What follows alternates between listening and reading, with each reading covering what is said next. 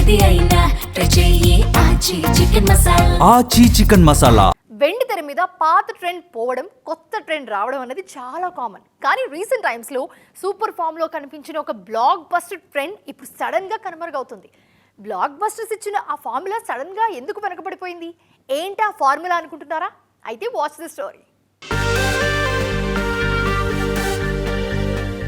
ఆ మధ్య అన్ని ఇండస్ట్రీలో యూనివర్సల్ ట్రెండ్ బాగా కనిపించింది. టాప్ స్టార్స్ కూడా ఈ సినిమాలో భాగం కావడంతో ఈ ట్రెండ్ మరికొంత కాలం కొనసాగుతుందని భావించారు అంతా. కానీ ఇప్పుడు ఆ పరిస్థితి కనిపించడం లేదు. సడన్ గా యూనివర్స్లను పక్కన పెట్టేస్తున్నారు మేకర్స్. సక్సెస్ ఫెయిల్యూర్స్ తో సంబంధం లేకుండా అన్ని యూనివర్సులకు కామా పెట్టేస్తున్నారు. ఈ లిస్టులో ముందుగా చెప్పుకోవాల్సిన దర్శకుడు Lokesh Kanagaraj. Drug mafia back drop లో వరుస సినిమాలు చేసిన లోకేష్ ఆ యూనివర్స్ లో కమల్ హాసన్, విజయ్, కార్తీ, సూర్య లాంటి స్టార్స్ ను కూడా భాగం చేశారు. ఇదే యూనివర్స్ నుంచి మరిన్ని సినిమాలు వస్తాయనుకుంటున్న టైంలో సడన్ గా ఎల్సీయూను పక్కన పెట్టి స్టాండ్ లోన్ మూవీస్ చేస్తున్నారు.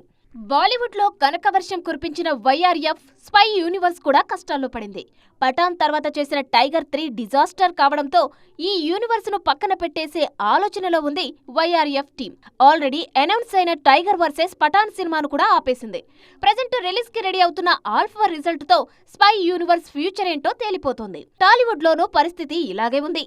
హనుమాన్ తర్వాత సినిమాటిక్ యూనివర్స్ ను గ్రాండ్ గా అనౌన్స్ చేసిన ప్రశాంత్ వర్మ తర్వాత సైలెంట్ అయ్యారు. హిట్ యూనివర్స్ లో వరుస సినిమాలుంటాయని చెప్పిన శైలేష్ కూడా రూటు మార్చారు.